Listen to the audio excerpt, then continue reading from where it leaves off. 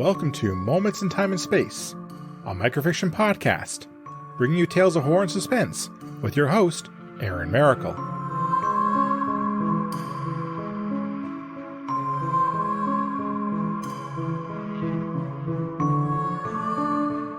Hello everyone. Professor Harrison has created his own ivory tower to conduct his research in solitude. Far from civilization, the professor will soon find out the answer to a theory he has been working on. Professor Harrison savored the smell of his freshly brewed cup of coffee. The morning sun was just coming in through the windows of the cabin, and it was looking like it was going to be a beautiful day. The kind of day that would be perfect for spending outside and enjoying nature. Unfortunately, the only place Harrison was going to be enjoying the day was in the study. The cabin was his preferred place of conducting his research. Had all the amenities of home, was far enough from the city that no one would randomly drop in, and he could keep it as messy as he chose to. Harrison carried his coffee carefully as he walked into the study. The room looked more like a storage area for papers than a research area. The walls were covered with diagrams and research notes, written in various colors of ink. Harrison carefully stepped around the box of papers that littered the floor. Each of them was filled with manuscripts and research papers that were yellow with age. Harrison carefully cleared a spot on the desk and set down his cup of coffee. He settled into a battered office chair, and it creaked in protest as he rolled close to the desk. With a deft hand, the professor picked up a voice recorder and hit the record button. Day 9. Attempts at finding evidence to support my theory regarding the collapse of Mayan civilization have not been successful yet. The writings that were obtained from the dig site in El Salvador did describe a great battle, but there were not enough details to determine who the Mayans fought. This is a missing piece of the puzzle that I need. I know that I am close, but I am running out of new sources of information. Harrison stopped the recording and leaned back in his chair. He glanced at the large diagram hanging above his desk. In the dead center, written in large red letters, was the word apocalypse. Black arrows were drawn out to other words on the edge of the diagram.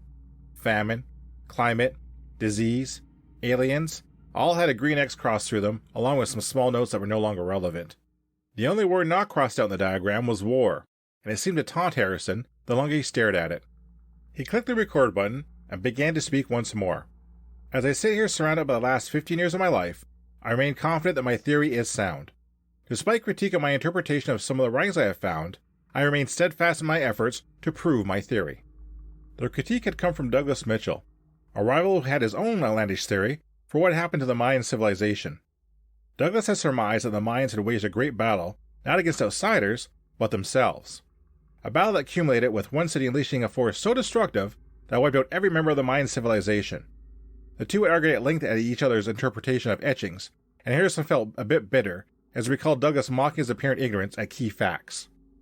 A musical tone sounded from a laptop partially buried on the desk. Brushing the papers aside, Harrison tapped a few keys and glanced at the screen. His contact from a dig site in Honduras had sent him an email, informing him of some new etchings that had been uncovered that may be of interest to him.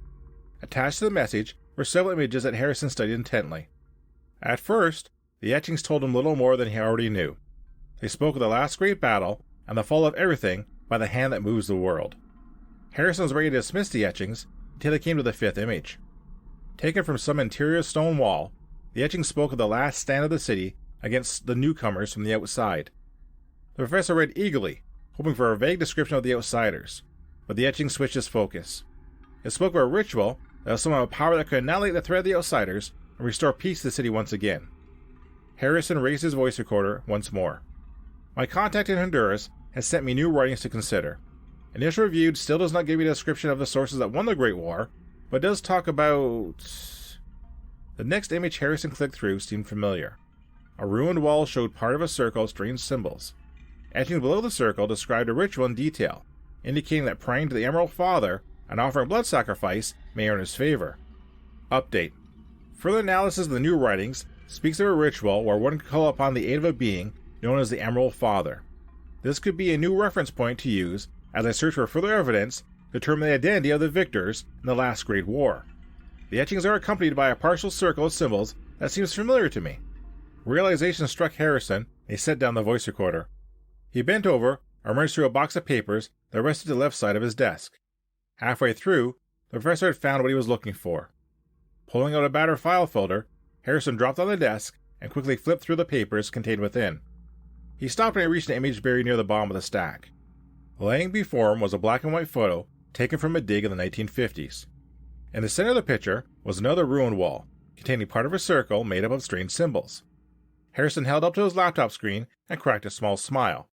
With the two images, he now had a complete picture of the strange circle as well as the ritual text. The symbols did have some linguistic link to the etchings he had studied for years, so he began to decipher them. Tracing his finger around the circle, Harrison attempted to pronounce each symbol out loud. His few passes sounded crude, and began to change his inflection on some of the syllables. With each pass, Harrison grew more confident. "Whatever this means, it didn't help you save you from the outsiders," Harrison muttered. A breeze blew across the back of Harrison's head. He thought he heard the flapping of wings. Assuming a bird must have entered the cabin, Harrison spun his chair around, prepared to capture the poor thing, and return it to the outside. What he saw before him made him freeze, and was not a bird. Hovering near the door of the study was a long emerald serpent. A pair of white feathered wings attached to its back flapped to keep it aloft. The scales of the creature shone when the light struck them, and its ebony eyes looked like endless pools of darkness. Harrison watched as it surveyed the room, its tongue flickering in and out, occasionally tasting the air. The serpent locked eyes at Harrison and cocked its head. The professor did not take his eyes off the creature and slowly reached for his coffee cup. He felt his hands close around the warm ceramic mug, and with a quick snap of his wrist, Harrison threw it at the creature. The thing hissed and fled through the door of the study as the coffee cup shattered against the wall behind it. Harrison left from his chair and raced out of the study. If he could get outside, he could reach his car and flee to safety. The professor stopped short just outside the door of his study. Before him hovered several more of the emerald serpents, all of them staring at him with their ebony eyes. The largest of the creatures opened its mouth and hissed, baring its fangs. Harrison raised his hands and screamed as the flock of serpents came streaking towards him.